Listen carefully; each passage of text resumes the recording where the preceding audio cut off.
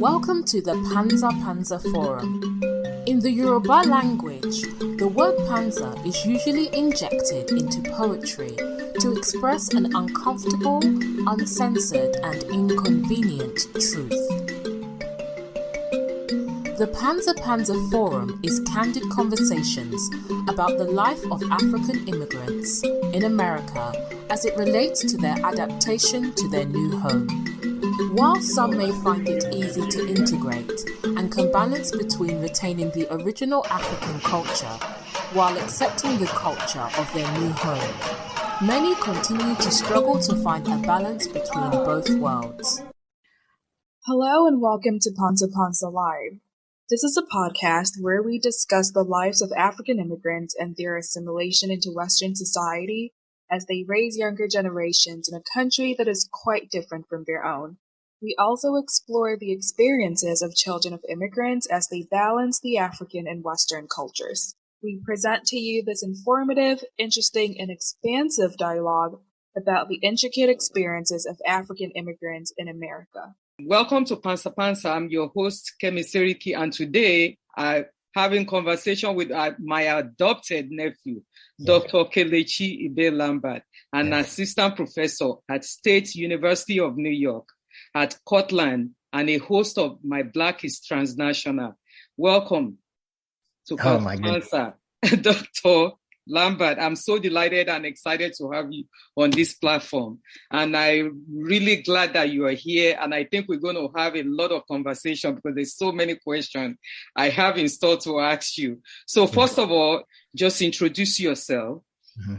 Talk a little bit about your background as to where you were born and where you spent most of your childhood and adult life. Well, first and foremost, Antini, it's a pleasure to be on this show. I've been looking forward to being on the platform in some way, shape, or form. So to be on here as a guest is an honor. So for everyone that's listening, my name is Dr. Kelechi Ibe-Lamberts. As mentioned already, I am an assistant professor in health at State University of New York at Cortland, SUNY Cortland, where I focus on culture, health, and health disparities, and how the practice of transnationalism impacts the health behavior, attitudes, and health outcomes of culturally diverse Black communities. But to make it in layman's term, how do we as Black immigrants and African of various descents and backgrounds, how do our connections back to our homeland and our roots, or even new lands, how does it affect the way we maneuver and behave? And how do those attitudes impact our health? So I was born, and a lot of the things that I research is because of my own personal experiences. I was born in Nigeria, in Lagos, Nigeria, a Navy town. I grew up there for about, for pretty much 7.5, 8 years old. And I arrived in the United States, where I spent most of my adolescent and rest of young adult life in Chicago. So I identify as a 1.5 immigrant and transnational. And I grown up in Chicago. Then I got my education at the University of Illinois at Urbana-Champaign. And I did my postdoc at the University of Florida in Gainesville. And then my family and I moved here to upstate New York, where we were fortunate to be able to run into, build relationships with people like you, Auntie Kemi. So it is. I wish I could drag you to the city. I know. So we could be more closer. I wish I could drag you. Yeah. So you said 1.5 immigrant. What does that mean? So 1.5 immigrant, that's a great question. A lot of people, is very interesting when we talk about the conversation of immigrants, right? So I'll just give you a general context, especially for those who are listening, right? So people who migrate from their former land to their new land are essentially identified as first generation, right? So for example, you would be considered a first generation African immigrant because you came from Niger, but your children now are second generation if they were born in the United States. Now, if you had a child in Nigeria and that child migrated with you at a young age before their formative stages as an adolescent where they can fully know who they are, that person would be considered a 1.5. So anyone who migrates with their parents at the age before what they would consider full development, right? By the time you're like 15, 16, 17, if you already before those ages, anyone who migrates to a new land before those particular ages will be considered a 1.5. So one and a half. Who coined that, word 1.5? Because I used to call myself, just immigrant. Yeah. I was already formulated before coming here.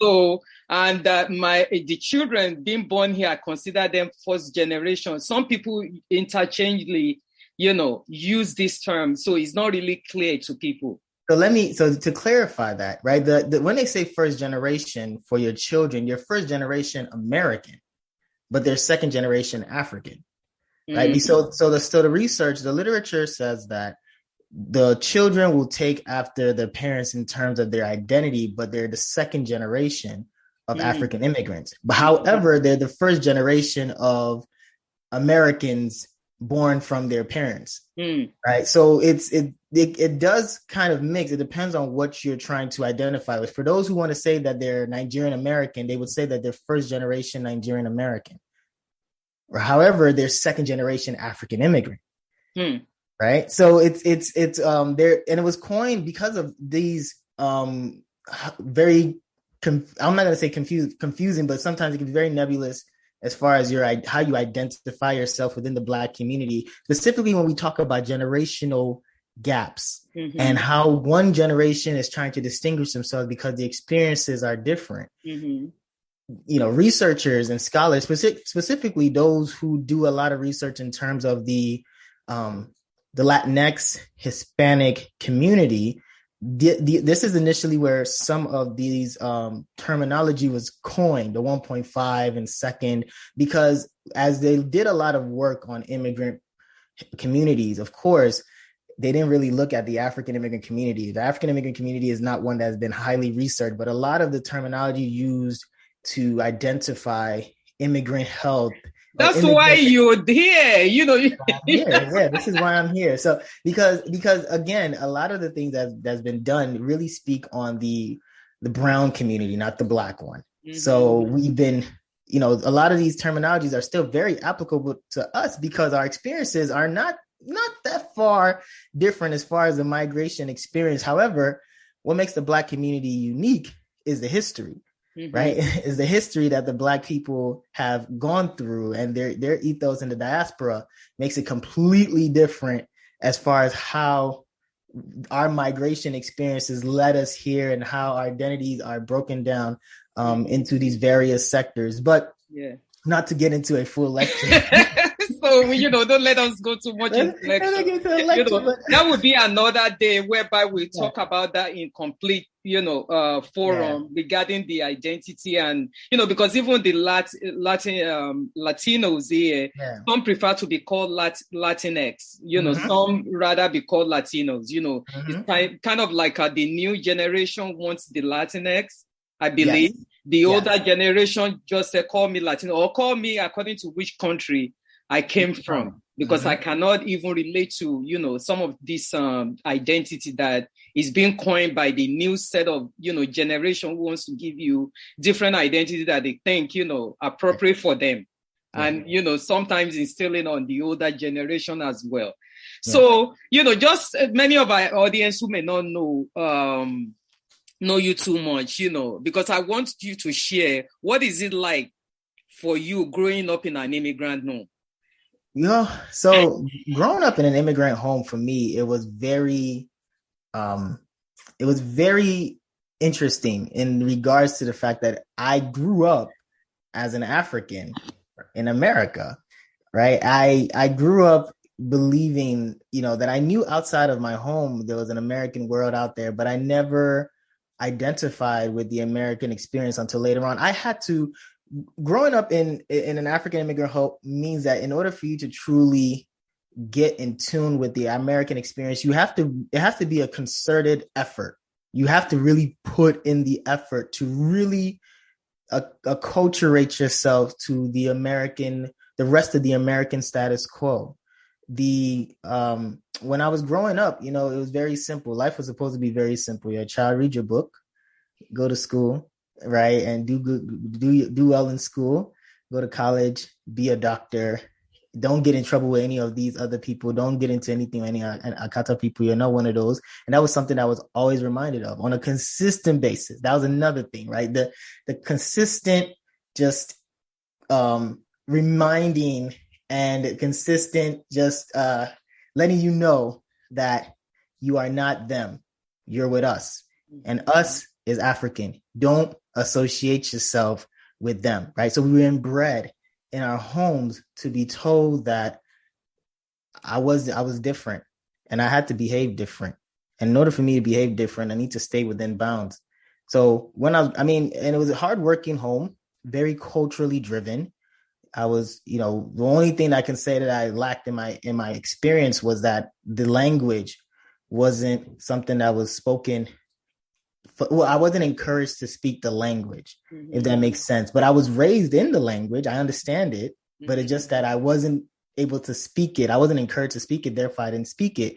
So for me, I was very adaptable. I was able to adjust because I code switch and I didn't have a problem being able to speak what my mom would say, Americana, right? Like I was able to speak Fonaire like very easy. I can do Americana. I can do my slang, and it was easy for me to slang very easy. So when I got to America, I got to America when I was 1997. So I was 8 years old.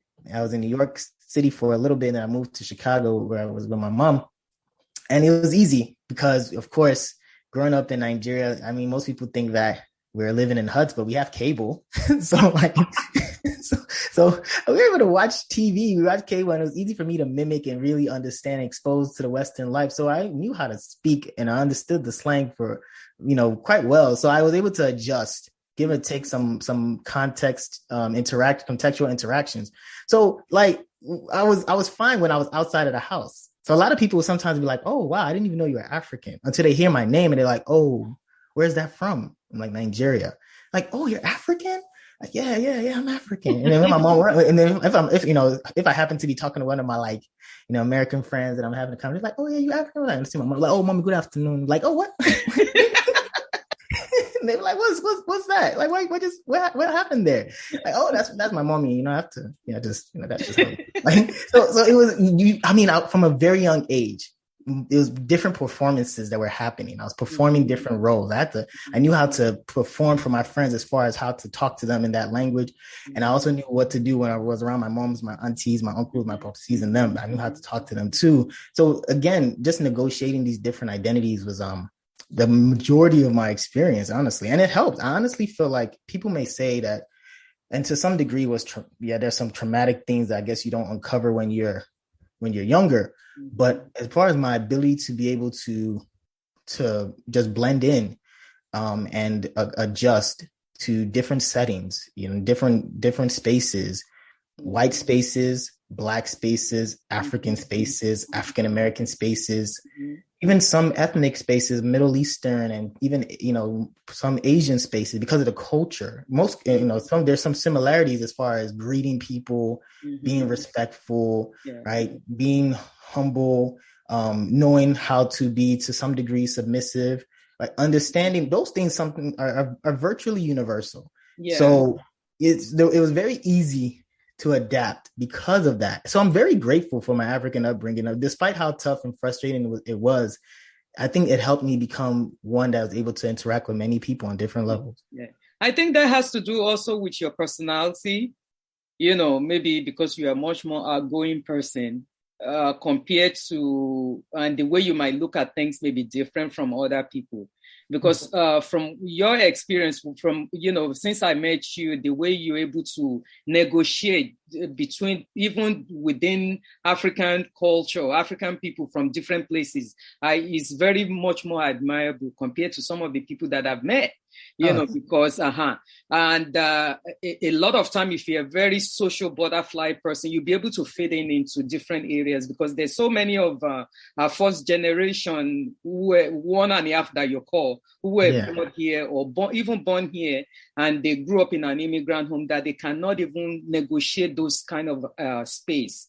They don't think they fit in, or maybe the home environment where they grew up was so much strict that is not even allowing them to, expand and explore different areas that they could, So I just want to ask you, because I've mentioned it on your podcast, when I came, during the time I came, why do you think, even in general, African parents kind of restrict their children and say, don't intermingle with this group, don't do this, don't do that?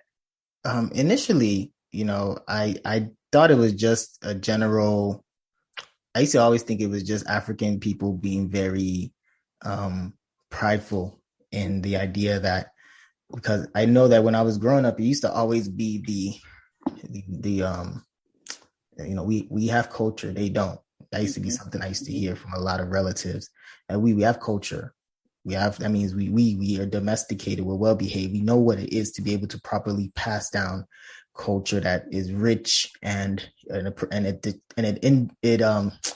it dictates how we behave, right? How do we behave properly, and all these things that people of African descent are very proud of. So I used to think it was just like pride, African pride. Oh, there's almost like we're better than them. Mm-hmm. But as I get older and I become a parent myself, I start to understand that maybe that was an issue, and maybe that's a driving force to some degree, but there's also a lot of fear and concern, because you start to realize that America is not as safe as you think for people that look like you. And I don't think necessarily it's racism that they see initially. I think it's just, they just don't see the same type of community that they had back home. The idea of everybody's auntie and uncle, right? And I think we try to create those spaces here in America. We have these hometown associations, Imo, or, Lagosians meet, whatever it is, right? We have these Nigerian associations that we try to recreate those communities that we had back home, where everybody's auntie, uncle, we are supportive of each other. We all disciplined together. Where in America, especially when you don't know people, that person may look like you, but their values are completely different. Right. And it's even as a parent, like for me to even I have to trust you to really put my kids around you. And if I don't know you very well, I don't know about you, I don't know where to find you. And I don't have the resources to reach you and be able to have a hold of you if anything goes wrong. It's a very unnerving feeling. And like I said, I'm speaking on this as a father now, because it's a very scary thought to imagine my child with someone that I don't know very well. I don't know what their values are. And I expect them to kind of have those same values as me and keep my child safe and hold them to the same standards. It's very difficult for me to see that. Right. So I understand now as I get older, the concern. Right. And even though it's a misinformed concern, because I think this assumption is been created by the idea that has been to make it sound very less professor like, because of the media and what they've continued to put out there and the messaging they've put out there about Black Americans, African Americans, American descendants of slaves, and this idea of ghetto thugs, violent, unreasonably violent people, African immigrants buy into that notion too, right? And so they've also, these gang members, these kinds of people, they are very rough. They like this idea. And when you don't want your children around that, because they don't value the same thing you value. So this is a misinformed fear, but fear nonetheless. And I think that was one of the reasons that I think African parents are strict, because you just want to be able to keep your child in spaces that's within your reach. And when you go to a space that's very unknown, which is a world in which African immigrants choose to not necessarily immerse themselves in that culture, right? Once we come as immigrants, we come and we stay with our own people. We don't branch out. We don't branch out and explore what that world is. A lot of African immigrants barely even know anything about the African American history, right? So they don't know what they've gone through. And when you don't know, people are scared of what they don't understand, right? So if you know that you don't know anything about that area, that community, you don't want your child going there either. So you keep them within the circle that you're familiar with, which is your house, your work, your Nigerian associations. That's it. And that's how a lot of African immigrants, in my estimation, of course, there can be other factors that I may be missing, but I would say those are one of the general things that I observe. And when I put myself in their shoes as a parent now, I can see those things really playing a role as to why they make the decisions they make. Because I really believe, truly, if you ask me, that if these children were in Africa, they would have a lot more freedom than they do when they're here in America. Because there's the environment, the terrain a little bit more than you do here. Yeah, that's true. And also to piggyback on what you said, even apart from viewing African Americans as what is being seen on the media and how they portray African Americans as being, thugs and violence and everything. Even among African Americans, you have different classes. Yeah. You have, those in a professional world who will not allow their children just to, hang out with anybody. Mm-hmm. They want to know who your parents are, what do they do, because when my kids were growing up, my son brought a few friends home, and my conversation with them who are African American. So how is everything going on in school? What books are you reading? Different things like that. I was even giving out books here. You could read this book. Maybe next time you and my son meet again, we could talk about it. So a child that does not, feel like, they share those kind of value may easily drop away. Exactly. Or, because I've had even some Nigerian parents whereby their children have African-American parents, and they want to go and visit those parents to see if that environment is okay for their children to come into. And then when they get in there, it's something completely different that they see. Yeah. That's part of the argument. And that argument also go both ways as well, whereby African Americans, the way, not only among the African Americans, the way Africa is being portrayed in America is, like they are primitive, they are uncivilized, all this negative image that they share. And many African Americans who are already trying to struggle with their own identity to lift themselves up, is not going to relate to people whose image is primitive, because they feel like they don't belong there until when that education. And that's why the idea of coming together and learning about each other is very important. And I'm glad you're doing that through your podcast as well. So that's the most. So let me just bring you back to your academic life when you were on campus. Okay.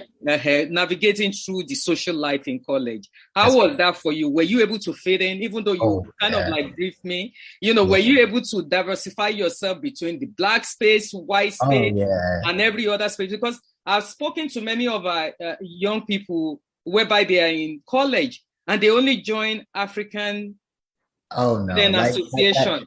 They don't go into African American Student Association, even though they were born here and they grew up here. Because like you said, when you were growing up, you were able to intermingle from different places. And some of them just stay within African, Student Association. And that's it. If some of them join the African American Student Association, is fine, or the Caribbean Student Association, even white space. Because like I always advise many of our youth, and I said to them, listen, diversify yourself because the world is big out there. So how did you navigate through that when you were? Oh, yeah, Auntie, that one was easy. Like that one that's no wall. I think because seriously, like I said before, it was very easy for me to interact with people from various communities. Now, I went to, in middle school, I was in an all-white private school, Catholic school, all white. But when I went to high school, I was in a very diverse community, primarily African Americans, some Africans, some people from the Middle East, people from Asia, very diverse high school, Sullivan High School in Chicago. And when I got by the time I was in high school, that's when I really understood how I really found my niche as far as being able to translate myself and be able to be a chameleon of sorts and blend in, right? I was able to be very fluid because one thing that I did that I think a lot of African immigrant children, whether you're 145 or second, whether you're born here, you came here young.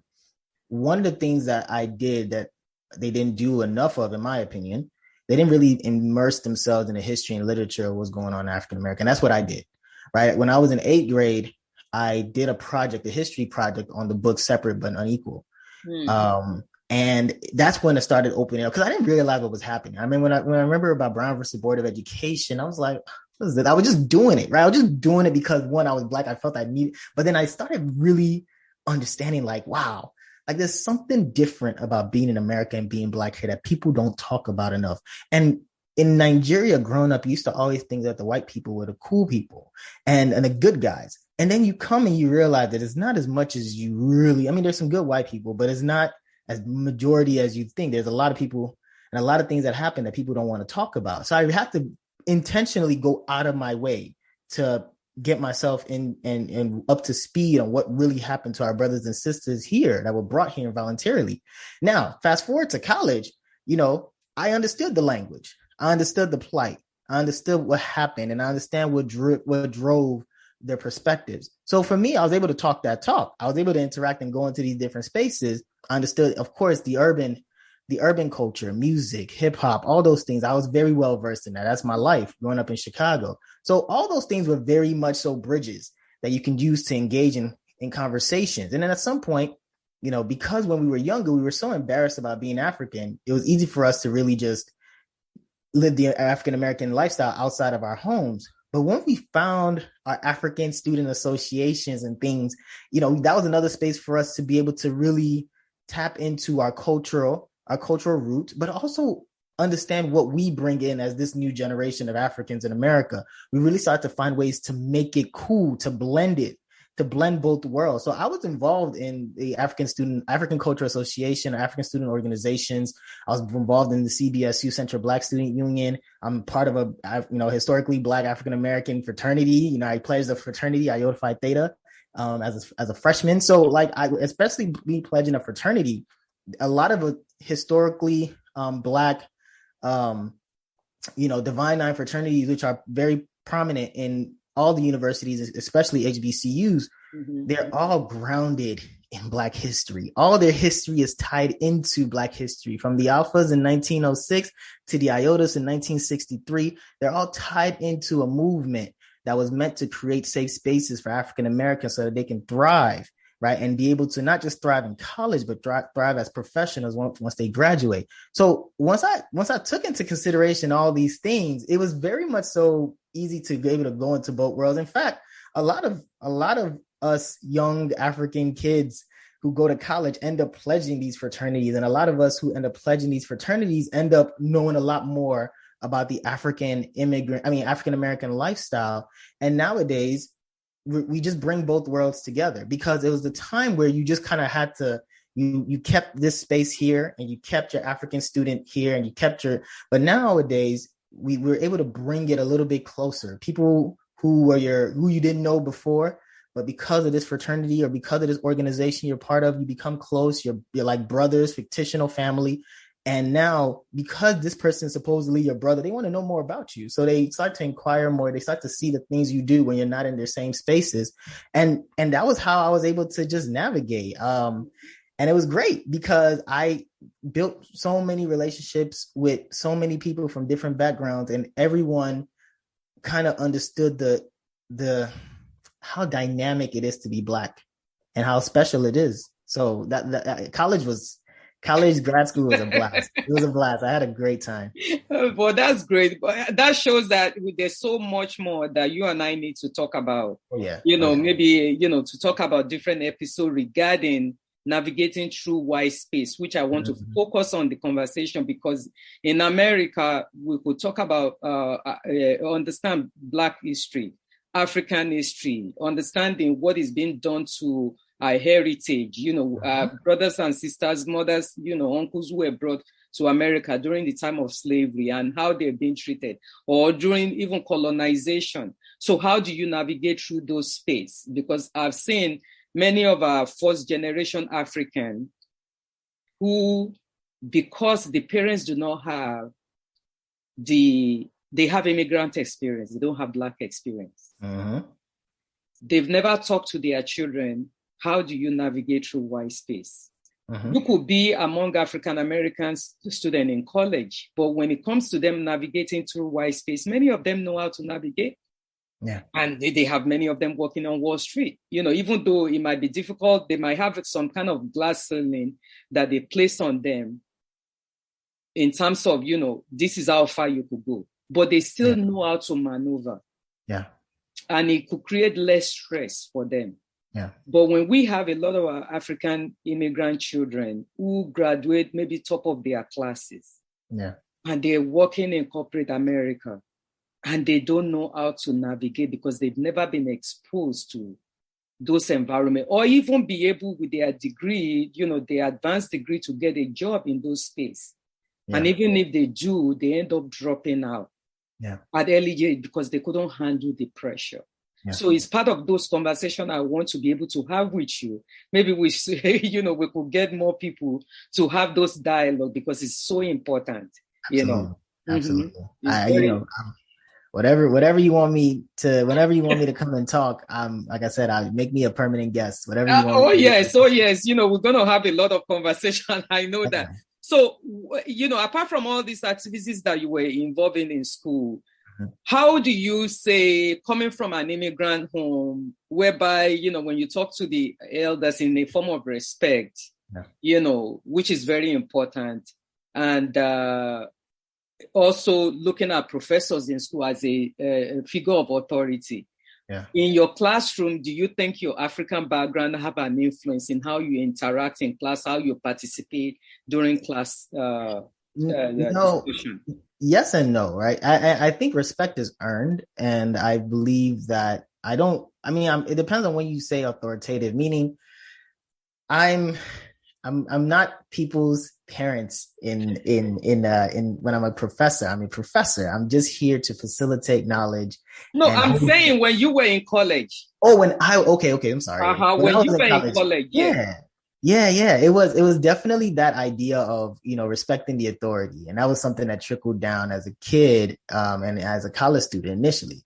And I think there's something to be said about respecting elders and respecting authority. But again, as I got older, by the time I got into my master's, I think that's when I really started to see things. And I was like, oh, these people are human too. Like, they make mistakes too, right? They're human beings too, especially professors, right? They're not infallible. So why am I sitting here frustrating for these people who really, and it doesn't make sense. Now, of course, it's a difference, because for me, I think the professors that I run into that are of African immigrant descent or African immigrants, I think there's a different dynamic there because there's a relatability. So of course, for those, unless you're not a proponent, for me, I have no problem if I see you. And the thing about it, if I see you, I'm going to give you the common courtesy of the sir and ma'am, however it is, whatever country you're from, because I think that's just standard. That's just how I always comport myself with people I don't know, because my thing is, at some point, me too, I will be old, and I would love to be given the same thing as karma. I do believe in that to some degree. And so, but as far as now, those who have gone above and beyond and really look out for me, and those are the ones that I believe are my aunties, the uncles, those are the ones that, because if you're taking the time to go above and beyond because you're truly invested in me, that is something that, in my opinion, that's the effort of family. I think that family is not just a noun, it's a verb. It's the action that you take in order to make sure that those who are younger than you, your junior ones, can thrive and be, if not in your level, but even past your level, to be able to, lift as we climb, as they say in the African American community. So now, for me, so when I was growing up, that was always how I comported myself, especially to adults. But I've never been the one to allow for people to abuse that authority. I've always been. That is when I guess these people see another side of me, when I start to believe that you're abusing the respect and the reverence that I'm giving you, because you think that, because sometimes, Africans or other people just because I'm older than you, all of a sudden it's like, I can just say or do whatever. And that's not my fault, because I always have my attitude switches when I can sense the abuse. Because especially as a young adult, when I've paid my dues as a young child, there's no way I'm going to allow myself to continue to take on that abuse. So with professors and things, I respect the authority, but once I start to sense there's a sense of abusing of that power, or there's a sense of misuse of authority, then I think it's time to tap into the American freedom of speech that allows for us to say what we need to say respectfully. Because you still sometimes people talk, but I've always been very cognizant of the fact that yes, you can talk, but there's still ways you go about challenging the authority in a respectful manner, in which you're not handicapped and in which the consequences don't end up being severe for you, because at the end of the day, you're still the student, you're still the professor, you're the one that still has to get something from them. The professors, me as a professor now, I know, like, I'm only here to facilitate. I don't have to give you anything. Everything you earn, you're the one that's paying for the school. You're the one that needs to get this. And so you're still the one that has to earn that and work your way towards it. So you're the one that has stake in the game, not the professor. So that's the dynamic overall. Yeah, that's so true, because one thing that I've heard many of our youth in college, whereby they come from home whereby the opinion does not matter. Mm-hmm. And you look at the teachers or the authority as, whatever they say, that's what's supposed to be. There's no give and talk back and forth in terms of, the opinion, I think this professor, what you're saying, actually in the classroom, I say, I object to what you just, the theory that you're trying to prove. This is my thought towards things, which many of our immigrant children may understand that, but may have very fearful of actually coming along and saying that, because it's not something that is being practiced within the home. Yeah. And oh, sorry. Go ahead. No, I was just gonna say, you're right in terms of that. Growing up for me, it was definitely very similar when I was at a young age, as far as my opinion, didn't really matter at that point. It was just air, But at some point, as you get older, I became a little bit more firm, not disrespectful, but firm, and just letting you know my voice when the time comes, just saying this is where I stand, and then moving on. Whatever you take with it, just know that I've said it. I'm not pretending. In school, when unless it was something I had to do, and a lot of things, I'll be completely honest by saying that a lot of things that I reflect on as far as my experience in school that may have been a product of systemic racism or things like that, I didn't really pick up on then. But when I think back on some things that may have happened, I can say, okay, well, maybe there were some things that I didn't even recognize that I just kind of took because of my inherent belief in just doing what you're assigned and just not complaining, working through it, and just moving on to the next thing, working yourself through. We've been trained to be able to not complain, just do the work, be grateful. So having that opportunity, especially for me, right? Because my immigration experience wasn't typical, right? I didn't officially get myself together didn't get my papers and everything until I was in I was a sophomore in college. So for me, it was very challenging. I had to stay within the lines as far as immigration goes, right? So of course I wasn't going to open my mouth and talk crazy, but once I got myself settled and once I got into grad school, it was very easy now to start seeing things. So in undergrad, I was getting my bachelor's. I just did what I needed to do, and I didn't understand things as clearly as I did when I got into my master's program and really started seeing that those people that you consider authorities are very capable of making mistakes, and a lot of them do. So then I started to apply to a general scope of things as far as like parents and things like that. Like, no one's perfect. These adults that you are saluting, and they deserve the reverence for living life and surviving it. They definitely deserve the respect for making it through life, because life is not easy, but they're also not perfect. Therefore, they're not incapable of being held accountable if necessary. That's so true. I just asked those questions because from some of our youth that I've spoken to, whereby they feel like they can't have, even though they might know the answer in classroom, they are not really participating in classroom because, sometimes they feel like, I might say the wrong thing, look at this other one talking to the professor, expressing themselves freely, and I'm not able to do that, because of my upbringing. And I know many parents who may listen to this may actually encourage their children to give a feedback. I've always been a proponent that there's a way you can find ways to articulate yourself. Now, of course, that doesn't always mean that whatever you say to this person, everybody's going to accept. But I do think that so long as I carry this thing as far as disagree, but don't disrespect. Now, if, you can disagree, you can find ways to hopefully articulate that you disagree with someone. but that doesn't mean that you disrespect them and what their beliefs are. It's okay to disagree. We just don't disrespect it. So I can disagree with the opinion, but I don't want to disrespect the person. It's the people that believe that their opinion is who they are that you can find trouble with, right? Because when you're disagreeing with their opinion, now you feel like you're disrespecting them, and that's when things can become very convoluted, but very confusing. I think that for me, I've always been the one to believe that if I didn't agree with you, I would try to find a way to say, well, I think, and this still falls into the realm of being submissive to a degree, but it's just saying, okay, well, professor or sir, ma'am, I kind of think this. What about this option? I've heard about this. I kind of feel like this can also be something we could talk about, right? So I try to frame it in a way that doesn't necessarily seem like I'm rebelling, especially at that stage in my life.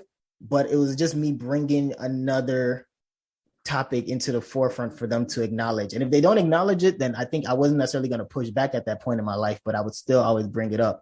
But I definitely agree. And for the parents who are listening, it's definitely important for you to allow your children to express themselves, but also teach them how to express themselves in a way that still brings you whatever respect you're looking for. You have to negotiate that by allowing them to hear their thoughts, but making sure that they say it in a way that doesn't come off as, who are you talking to? And it's just like, it doesn't seem like they're coming off brash or abrasive. They're not coming off rough, but they're still expressing how they feel. And that's something that you have to start in an early age so that they can learn how to articulate themselves and express. And sometimes anger will happen. That's natural, but how do you properly deliver? Those are the ones that make the difference between, good and great communicators. And I want to dive that into, the career after you finally get a job. I'm not talking about you per se, but, in terms of, with it, because I focus this conversation on African immigrant community and their children growing up in this country. Yeah.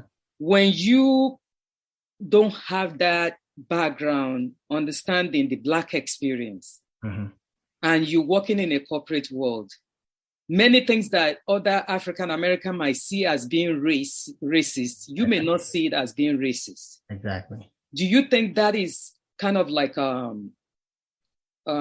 benefit or detrimental? Because if I don't see something as being racist, or I just see as maybe this person is not just a nice person. Yeah. There's certain ignorance they'll say is bliss in this regard, but I don't think so, because I think if you don't know, they say, what you don't know won't hurt you, but it's hurting you because you're saying that it doesn't. A lot of African immigrants, when we have conversations about the difference between us and them, so to speak, is that idea of what you just illustrated, which is that African immigrants don't let that notion of racism and everything affect them. Really, they don't. It doesn't. A lot of peers that I've talked to in the past say, "Well, whatever they say doesn't hurt me because what are you going to say? You're going to call me an N-word? What is that? Like, it doesn't stop me from doing my work and all those things." The actual direct racist, statements and comments may not impact that African immigrant, and that's true, right? And that may be to some degree a benefit of not having to go through that generational trauma. And the thing about it, as African Americans, will hold those people accountable to their words, and sometimes almost to a fault. And when I say to a fault, I mean sometimes it can lead to that being the focal point. But to their defense, we can't speak to a trauma that we don't know. Right. And we can't then judge that because of what it may, we don't know it. Many of us don't know what it's like to have ancestors that are, slaves and all those things. We came here, visa, lottery, all those things like that. So I think when people talk about that experience, I don't know if it's a benefit because the systemic racism, not the individual, right, is still operating, and not just operating, it's operating at a very high level. Yeah. Right. So I think that when we as African immigrants don't see it, that's our ignorance. But when we do and we don't say anything, just because you're keeping quiet and you think that you're going to keep your head down and grind, that glass ceiling that you brought up not too long ago is still there. Mm-hmm. And what happens is the people who are the majority, the white people, whomever, they just then add us to the group of model minorities, like they do for the Asian American communities. They just say, oh, look at the Africans. They don't complain. But that our ceiling is still the same. It's still capped. Mm-hmm. So we're just pretty much complacent to the fact that we have limited potential, limited capacity to be able to grow and expand as a community, but we're not complaining. So therefore it seems like we're okay with it, when the truth is we're not, because we just don't know. Mm-hmm. We didn't recognize it. But the African American community, which is so true, because also, and I always say it anyway, African immigrant does not just face the institution of racism and discrimination. We also face it from other people of color as well. Mm. And when you're walking around other people of color, as an African, you're being looked at as, others. Mm-hmm. Okay, so it's as if you have to prove yourself. Or even if you're an African walking among the Latino population, you're also being looked at as others. Mm-hmm. So there's so much you have to battle with on different levels. Various levels. Yeah. So for you who grew up here, maybe different, because you could easily blend in. And I've seen the situation of some of our children who actually were born here, but the moment they see their name, oh, this is an African name, and they ask, oh, my mom or my dad, they are from Africa, is to look at them as others. Yeah. So it's part of those conversations that we need to have, because they call it intersectionalism or something like that, whereby there's so many layers to what the challenges that you face. Yeah. And for me, I always, advise, many of our youth, or even me, that just don't take things on the face value. Wherever you are, whether you are among, the Caucasian or any other group, people are people. Yeah. So that's how I usually just look at things, because you could have a white person also working with another white person, whereby they treat them the same way that they would treat a black person, but they don't even need to talk about issue of race. They don't need to use language. But to a person of color, it could look as if, oh, this white person is just discriminating against me, but they are not actually, vocalizing it. Mm-hmm. But then when you see the same way they treat another white person, is no different. So you just look at that person, as just a person who is not just a nice person, or who have issues. Yeah. Or a boss who is just so power hungry that anybody that works beneath them, they oppress them. Yeah. And you could work with a black person, it could be the same. Yeah. So but it's very difficult for many of us in the black community to be able to identify what's what, because of how often you get to experience the one that is a product of, systemic racism. It's very difficult to determine when this is just a bad person compared to this is a product of, a larger system. So, and what do you, most of the time it's easier to, defend yourself from all compared to opening yourself to one, and that may be the wrong one. So I think a lot of, Black people, African Americans, and some Africans struggle to being able to know how to determine it. And I don't think it'd be a very difficult tool to try, a very difficult task to try and navigate and determine which one out of every 5 boss is just a jerk compared to being a racist, or being complicit with racism. I should say. Because I have a family that about 6 years ago, whereby she was working in this company in the state where she was. I don't really want to mention it, because it might be obvious, So she was telling me there were 4 Africans who were working there, and they had a supervisor who happens to be African American. And she got rid of all the Africans. Oh. At that job. Got rid of each one of them. This person that I know personally was the last one to go. Even the white people at that job, at that company couldn't believe it. Wow. Because, she was a kind of person that she unapproachable. And she looks at, to me, the way this person was describing her, looks at African immigrants as if they are, invaders that you need to get rid of. And she fired all the African immigrants. 4 of them working there. There was a guy that works there. I think she was saying, this person telling me that, this person was from Ethiopia, that the guy has master's degree. And this is the first job he ever got that he could use as part of his experience to move up to be able to get into another position. And she got rid of all of them. And the white people who were also working within the same unit couldn't just believe it. So it's the issue to talk about. It's some of the issue to really address. Because we cannot just talk about only issue of race and then, blame, talk only focusing on race and identity. But we also have to talk about different layers of things, So let me, it's part of the conversation I'm going to have with you extensively later on. So when you were getting a PhD is not something it's very challenging. I mean, 6-7 years. To be able to do that, and do it successful. What would you consider some of the challenges that, you face during your academic career?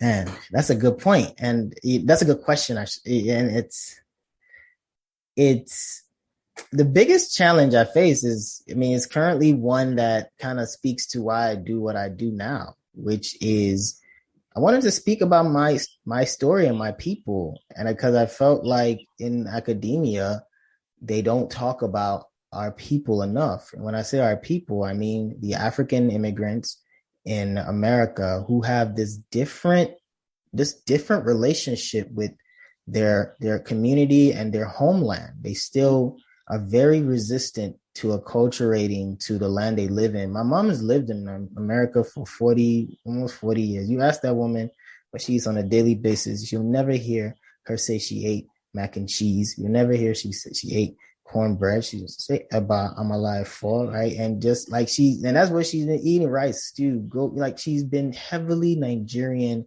Even when it comes to just, treatment, the same old thing, everything about her is still Nigerian in America. She's very heavily resistant to becoming an American by cultural practice, right? And I wanted to speak to that.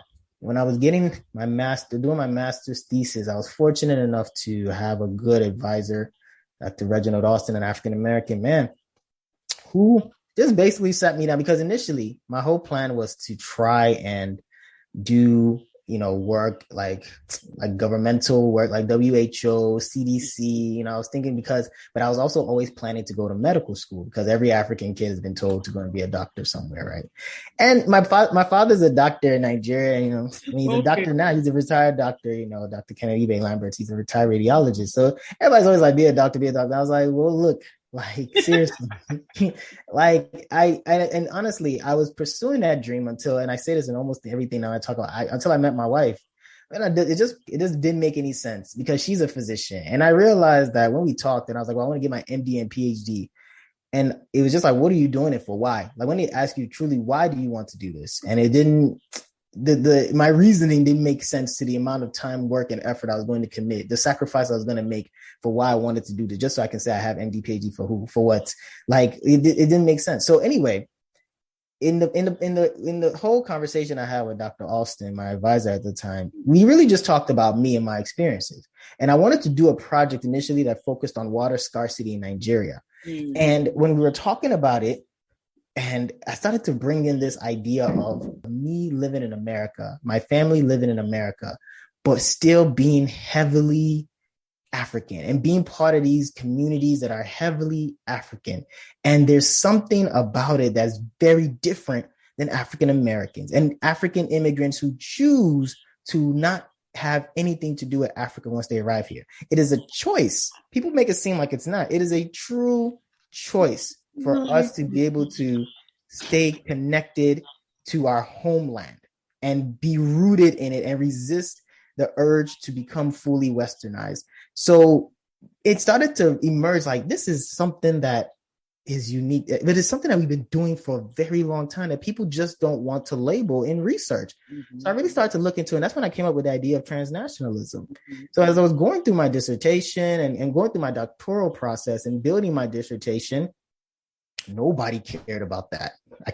When I would try to bring that up to professors and advisors in other fields, I was the only one at that time, in 2014, really talking about this idea of transnationalism and what it means for health, what it means for the health of Africans and Africans who are still eating eba and therefore in America. How are they keeping up with this diet? People who go to Africa, they come back and they bring back meat, dried fish, because I'm speaking to my life. This is me search. This is what I call me search. My research is solely about my life and experiences that others can relate to, because I know my mom, she goes there, she comes back with a whole bunch of, kuli and dried, I'm like all these things that she would bring back in a different bag. These are experiences that not many Black people have, right? And many people, African Americans, my wife can't say that her family has ever done that. Go to Africa and come back and bring back all this, bring back cassava, bring back fish so that they can be able to keep eating. These things are unique behaviors that sustain a particular practice that could potentially influence your health. So I started to speak on this idea of transnationalism, and it started to make a lot of sense to me. But no one else wanted to buy into it because no one cared about the African immigrant experience, right? So it was a very challenging thing. And I was fortunate enough to find one other colleague of mine who's very close to me. He's a brother from Congo, Dr. Dade Shiswaka, him and I became very close colleagues, and he was from Congo, and we started to realize the uniqueness in our work.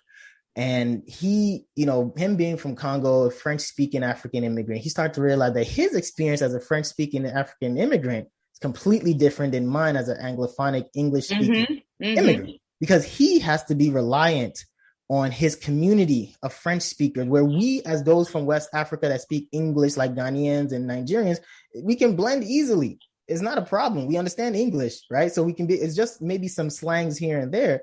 So the challenges were, there are so many other things we needed to unpack. And we realized that they don't talk about African immigrant studies enough in the community. They don't talk about it in African studies. They don't talk about it in African, in health. So being an advocate for my own research, while other people were telling me, oh, don't bring this up. And I was very big because of what I talked about earlier in this interview, as far as understanding and being very empathetic to the African-American struggle. A byproduct of my research work was to really find ways to bridge the gap between the two, or at least bring to light the idea that these two communities are different yet underserved. Right? They're very underserved in their own right, and they both can be ignored. But you have to also say that you can't put African and African Americans in one big bowl and say that this treatment will work for everybody, because that's what health research is doing. Health research will say there's a one size fit all for the Black community. If you take this solution, it applies to every person that looks Black. It's a very lazy concept. It's a very lazy approach, not taking into account that the Black community, more than almost any other racial ethnic community, is the most diverse, is the most unique, because as my wife will always say, Black can produce many different colors.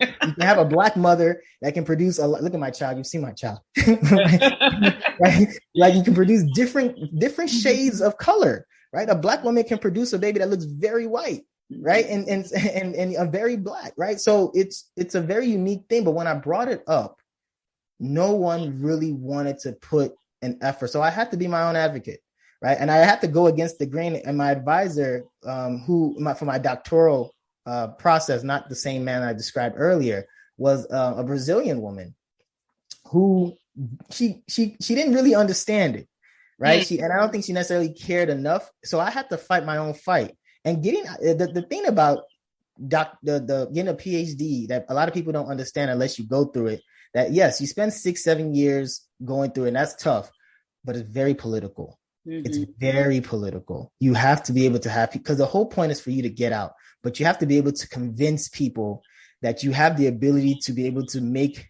you can create an issue that's worth addressing, that people can care about, that people will give money to and fund. So you have to be able to get people on your side and advocate for your work. And everybody has their own agenda. So it's like you have to now convince these people to be on your committee, to then see what you see, if they care about it or not, and then advocate and say that your work is worthy enough for you to go and leave and graduate and be independent as a researcher. It's a very, very, those are the more difficult things that I didn't know until I got towards the end. So again, and this is why I am a very big advocate of my transnational work, is that even now, when I speak on the idea of transnational, a lot of people are like, oh, what's this? But it's something that I have to stand by and defend for a very long time, because I was trying to explain to people that you can't group all of us as one. We see this on a day-to-day basis, but you don't understand that we all live these transnational lives that people aren't aware of. Because if you chose to not be connected to Africa, if you chose to not call your people, if you chose to not respond, if you chose to just simply focus on living life in America, your life would be completely different.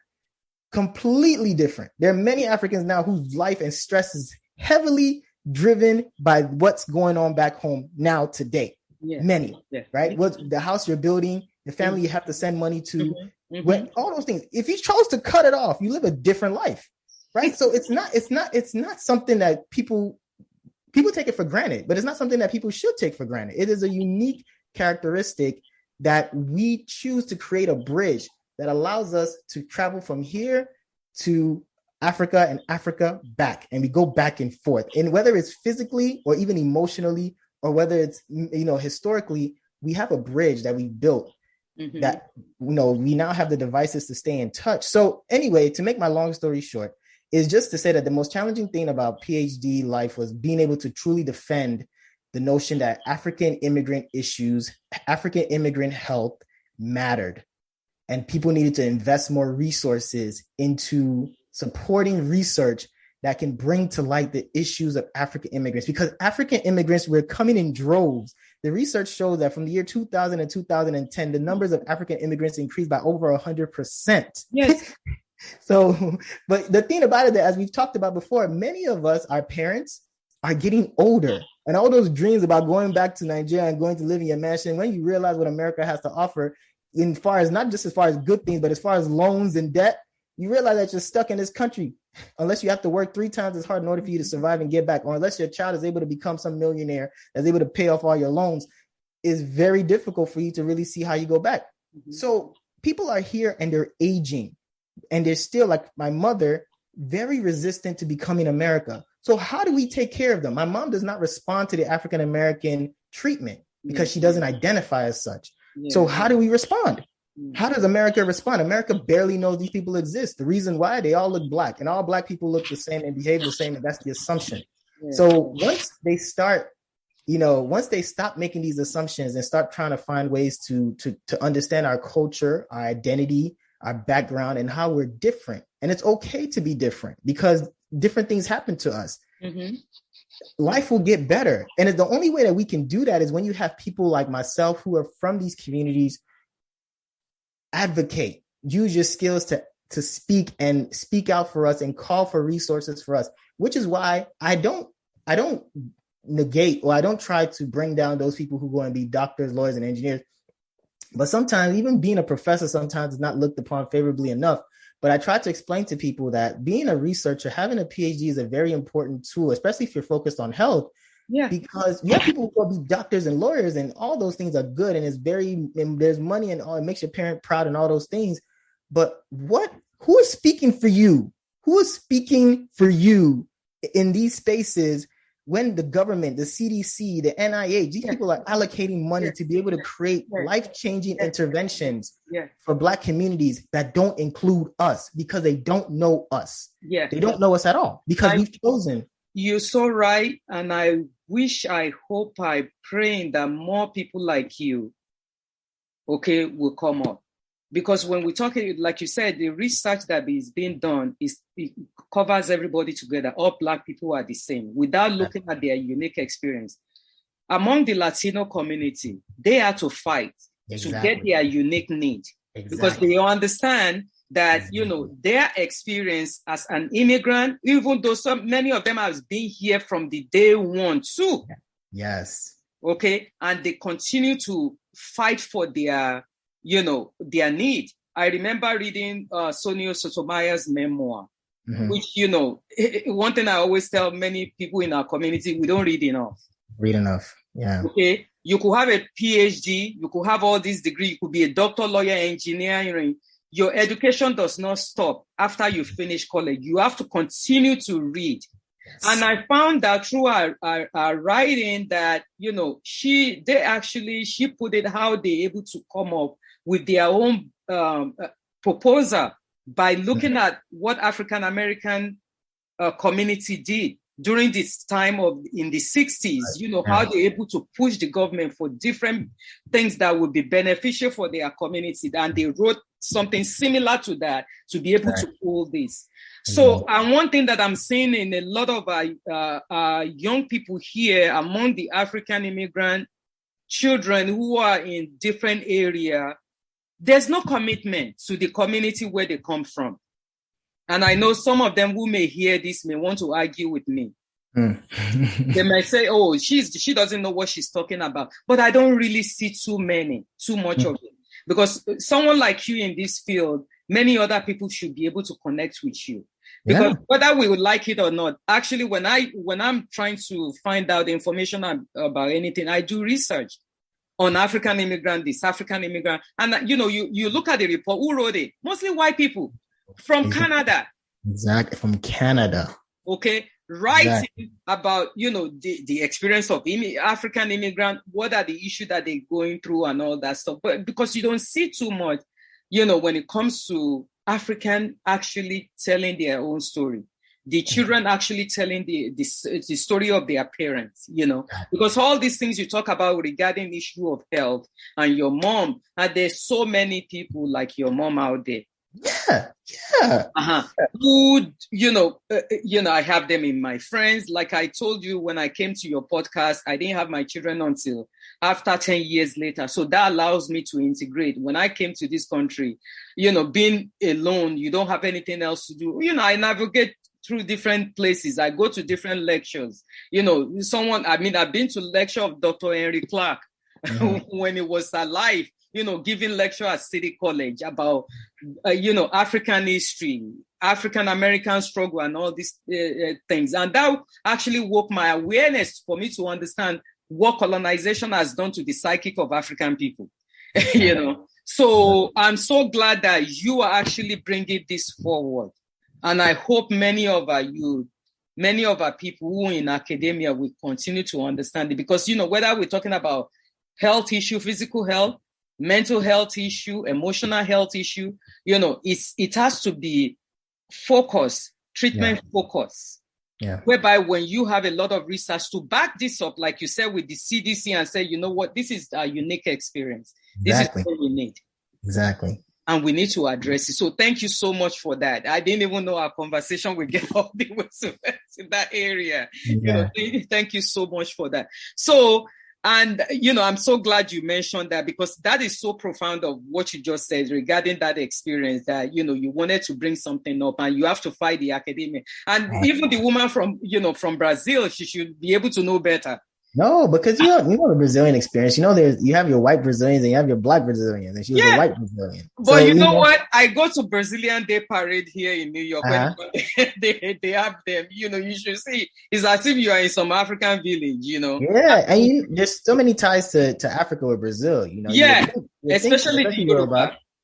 Yoruba culture in itself. So I'm so glad you brought that up, and we have to dig more into that conversation later on, because it's something that we have to build the drum to.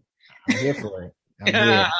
So thinking back to your childhood, and the changes and what you grew up with, what do you think some of the value that your parents raised you with that you continue to implement in your home, even consciously and unconsciously?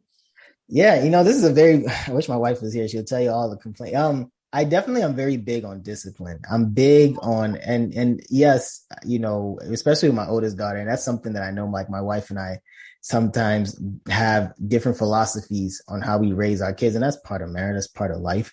So my father have always raised me to be disciplined, to be respectful, and to work hard and, to do your best.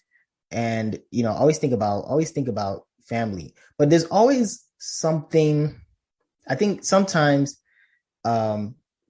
they people who don't see those things always feel like what you're going through now is very oppressive and there's no reward for it. And sometimes I try to explain to them, like, for me, my dad always told me, and it's something that I still keep with me, it's your attitude, not your is what he says, it's your attitude, not your aptitude, that determines your altitude in life, right? Because you have people who are smart, who are bright, right? But a lot of people, the most genuine, most successful people are the ones that people remember, the ones that people know are genuine. People come back. When you're good to people, when you're genuinely respectful and kind, and you treat people the way you want to be treated, they always find their way back to you, because they always remember the people always pretend like, oh, it's just, the ones who are good to you, the people who are good to you in life, you never forget them, no matter what. No matter how old you are, whatever, you never forget the ones who did well by you. So I always try to raise my daughter and my sons and all my kids to understand that it's very good to be respectful, always very good to be polite, treat people the way you want to be treated. But I'm always very good about holding yourself accountable, right? Be responsible and be accountable for yourself, especially when, and I'm very big on the African practice of seniority, in terms of, as a senior sister, you have responsibilities. As a junior brother, you have your own responsibilities. And trust me, it may not seem like things are very nice now. I'll give you a perfect example. My oldest daughter is 9 years older than her brother, right? And, 10 years older than her sister, right? So she has a huge age difference, right? And I tried to explain to her as she's growing up now that, you have to be able to be a role model. You have to be able to do things, learn how to take care of yourself, learn how to take care of the house, learn how to, do your chores, be responsible, because one, they're watching. And two, yes, you take care of your brothers, you take care of your sister, because when you get to the age when they're actually doing stuff and doing their chores and things of that nature, now you're the one that's supervising them, right? And you're the one that's showing them how to do it. And then when you get to that age, when they're adults, a lot of their upbringing will be attributed to not just us, but you. And you then earn the same respect of that, similar to a parent, and not just a sister. The respect that they'll give you will be unmatched, right? It's not a typical, because you are very much so a huge part of their upbringing, right? That's a very unique experience compared to being one that's 2, 3 years, 5, older than them. You're 10 years older than them. To that point, in some African country, that's auntie level, right? Like they call you auntie, right? And my wife couldn't understand why you could call your sister, your big sister, your auntie. But I tried to explain the age difference plays a major role in our culture. Even within a year. Within a year in some places, exactly. So I was trying to, so those are the differences as far as the African American and the African and dynamic. But I was explaining to my daughter that your brothers and sister will never treat you in a way that because they know there's no way, like the way you brought them up, you took care of them, you changed their diaper, you fed them, you put their clothes on, you helped them, you showed them how to clean up after themselves. There's no way they'll talk crazy to you when you get older. There's no way. Whatever you say, they'll look at it like it's gold, because there's no way they'll disrespect you. How?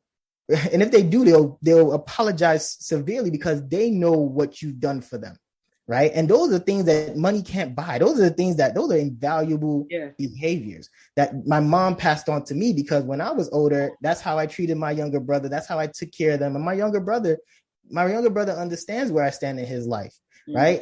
He knows that whatever I tell him I'm not an authority in his life, but he understands that I take him seriously. So if I give him advice, it's because I truly care.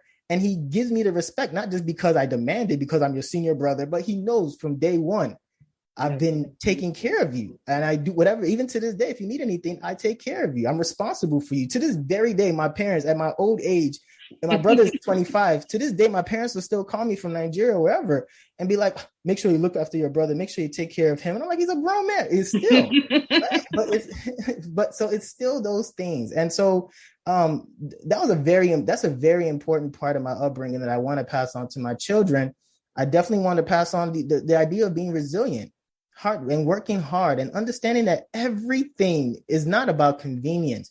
You need to know how things work. And when I say that, I mean, yes, we have a dishwasher.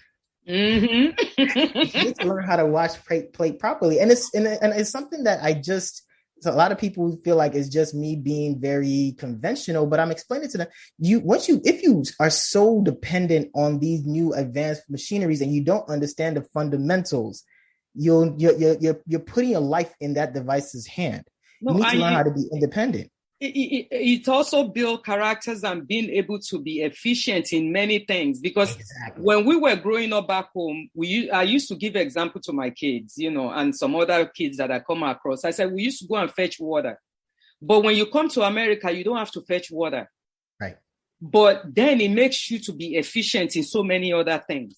Exactly. What could be stressful to other people is not stressful to you. Because you already know how to do it. But I'm glad that you were able to pinpoint on that, because I've heard some of parents who complain that they tell their older child to take care of the younger one. They say, oh, I didn't give birth to that child. You are the mom.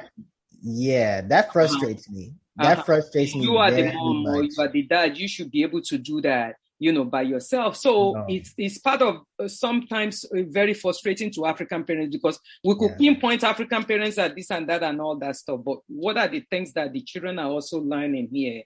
It's a very selfish mindset to say that. And when I say that, I mean, it's a very selfish, yes, it's true. And I've had similar conversations in the past, not regarding my own, but it's just, I didn't choose to have birth. Yeah, we understand that these children didn't choose. But let me also explain to you, especially for those who are very privileged, I choose to give you these luxuries that you have in life. We're as parents, truth be told, we're only guaranteed to give you the fundamentals. You have clothes, you have shoes, you have food, right? We don't have to give you anything fancy, but you have all these convenient comforts in life because we're going above and beyond, because we want you to not go through what we went through. This is what I tell my kids.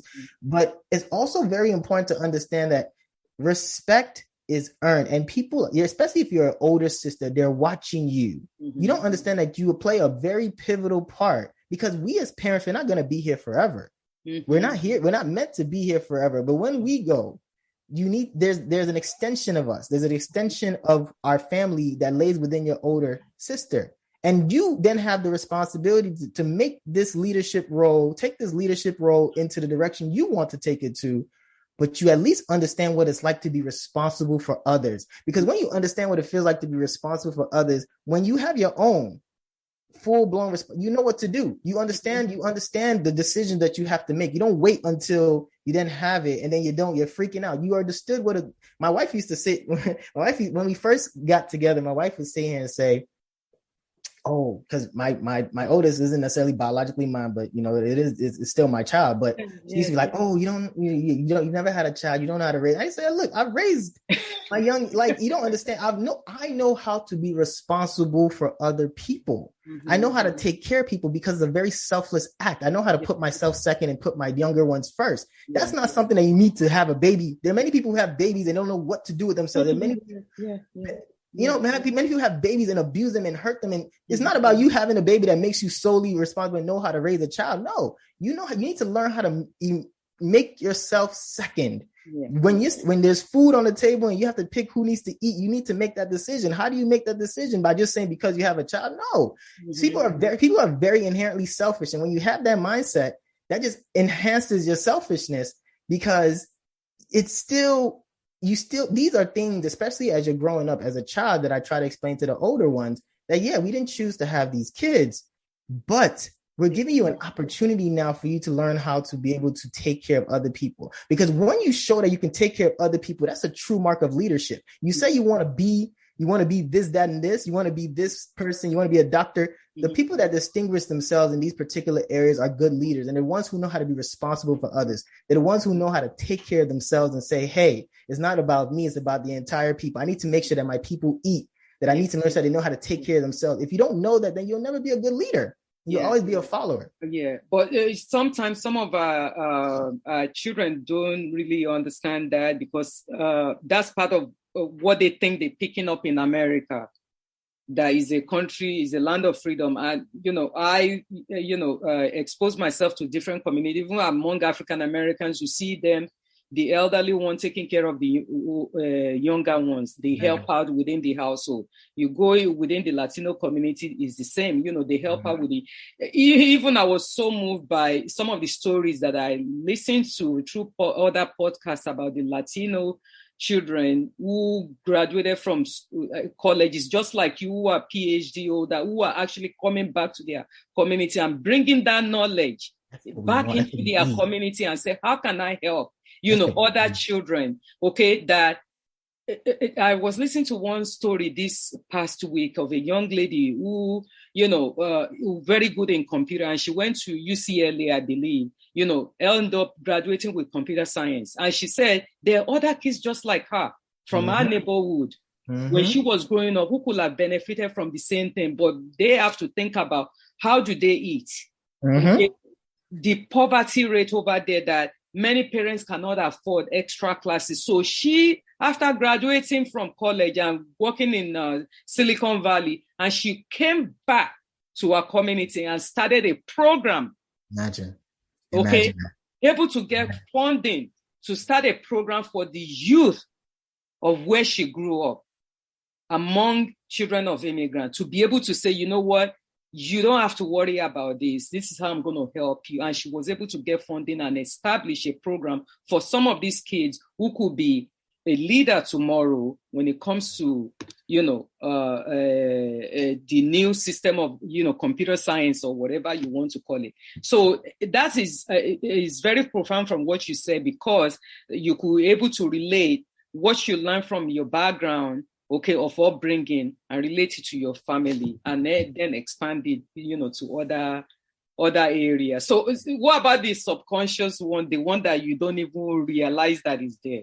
Well, that one is, I'm very much so a stern yeller. so that one, and that's my mom. A lot of things subconsciously, I'm just like, man, that's my mom. That by the time I look up, I'm like, yo, that's how my mom acts, right? It's very like, is there? I'm like the tone when you're very serious, when you're demanding, an answer for something. It subconsciously, I think, just the idea of being able to quickly pinpoint what needs to be accounted for immediately, and then demanding this answer. Like, I'm very, very quick of like, what happened with all this thing? What's going on with it? Like, and my tone changed. My daughter's just like, oh God, what's going on? This guy started, or like, seriously. So I think that's part of and what I try to explain to my kids too, that it is subconscious. It's not something I intentionally do, but I think that what it allowed me to do was I knew how to respond under pressure. Right. And because especially it's not like my mom was abusive, just a typical African parent that likes to yell, whatever. Right. But my mom was very quick to apply pressure. What's going on? And for me, I used to be like, man, like this is, but I started to realize, how do I handle pressure? Right. And that's something that now I tell my daughters, that when I'm sitting here doing these things, and even if it's subconscious, these are the opportunities for you to learn how to work under pressure. And I'm not saying that everybody's going to be a yeller. Her mom's not a yeller, but how do you respond when the pressure's on? How did your heart slow down, or did your heart rate fast? Does it race fast? Right. And so these are things, and the truth is, it's not necessarily I just want to know who my kids are.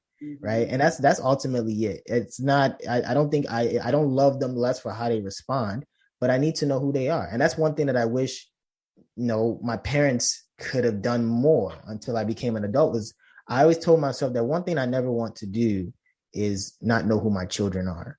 I want to know who they are from day one. I want to know their personality. I want to know how they respond. I want to know how they're evolving. Right. I want them to they want them to respectfully express themselves. Right. Express yourself. Let me know how you feel. Let me know what I did wrong. Hold me accountable if necessary, but also be respectful about it.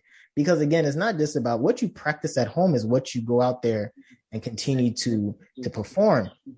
And one thing that, one of the things I always tell my kids is that, when you go out, once you go out and you actually are in public and you interact with other people, my child, my daughter was like 6, 5, and I was doing my postdoc in Florida.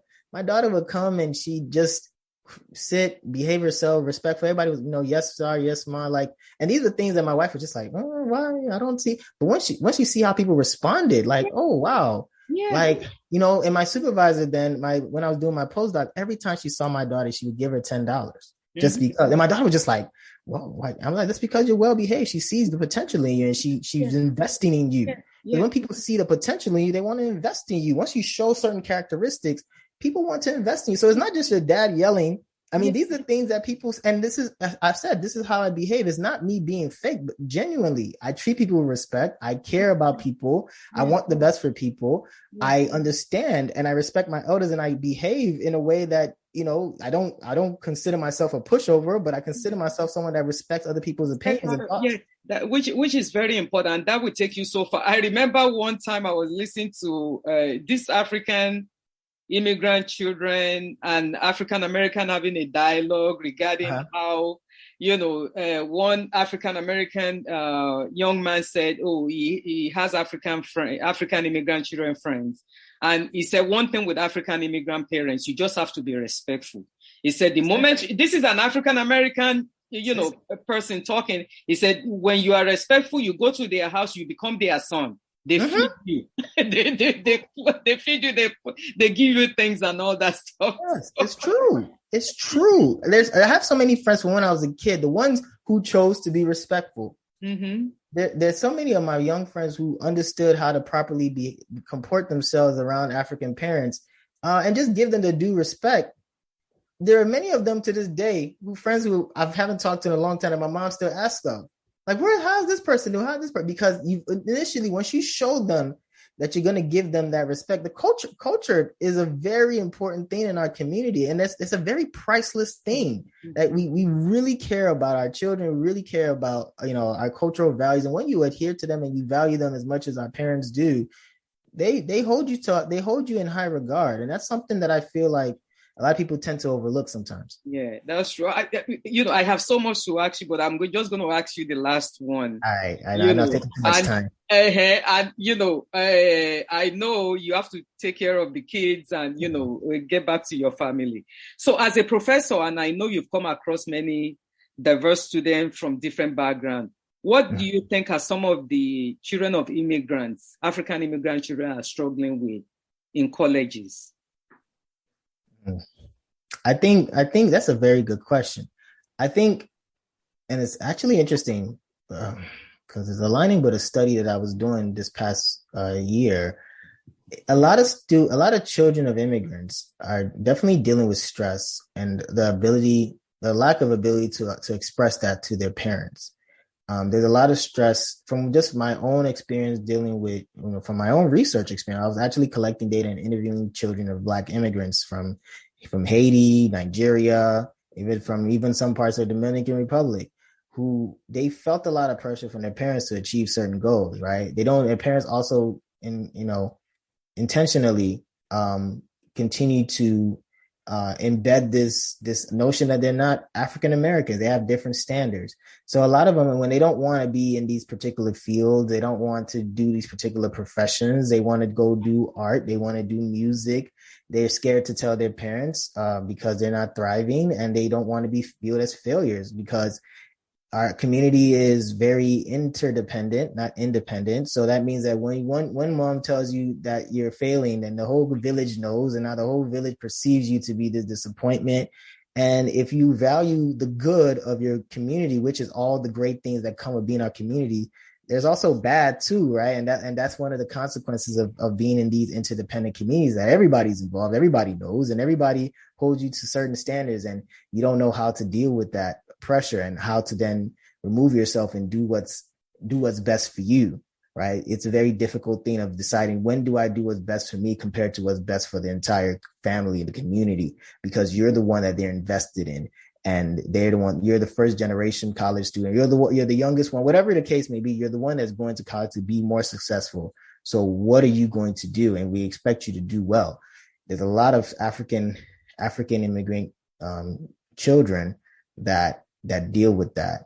and don't know how to articulate this stress. They now and they're never been exposed to the idea of therapy, never been exposed to the idea of counseling. And this is when they get to college is when they start relying on it. But when you start relying on therapy and counseling, you start to consider yourself, sick, or you start to feel like you're failing and you can't handle your own business. And then that's not the case. Therapy is healthy. Therapy is like exercising. It's fine. You can work on building your health, your mental health, progressively, but they don't view it like that, right? It's a learning process, a learning curve they have to take to understand that when you go and find a place to be able to alleviate your stress, have a source that can be able to help walk you through your stress, that you're more likely to be able to find a way to lead a healthier life. And you be able to have some breakthroughs as far as understanding that, look, at the end of the day, and I have to tell myself this too, is you can be whatever you want. Your parents can complain whatever you want to complain, but I guarantee you, if you send them a check, they're not going to cancel it.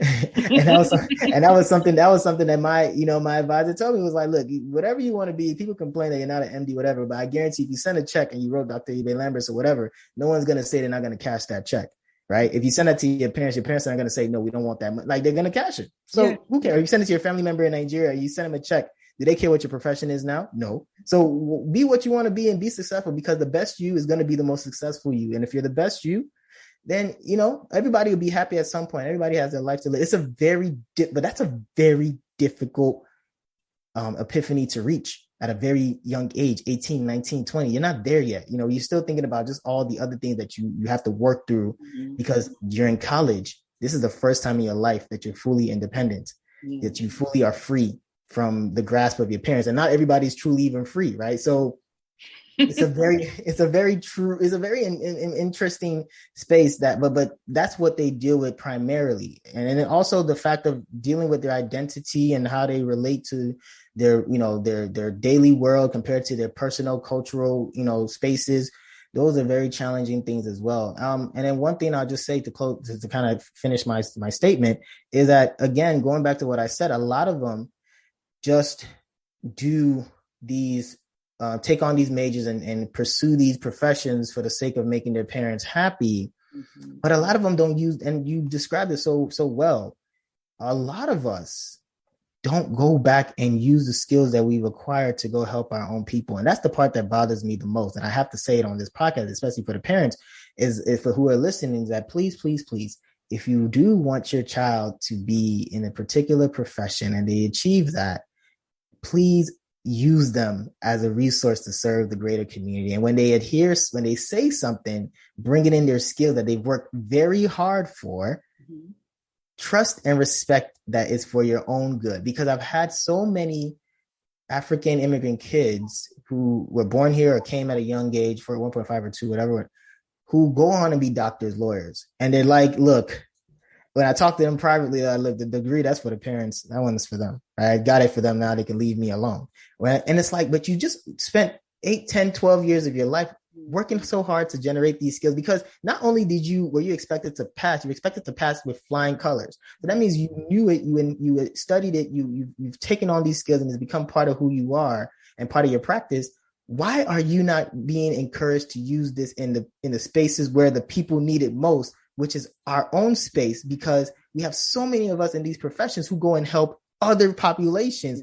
You go and you're a doctor, you're a researcher, and you're going to study African American studies, when true, you need to know about that. But there's so many things that you can be using your skills for to help our people here. So it's nothing wrong with encouraging our kids to be able to go pursue these professions.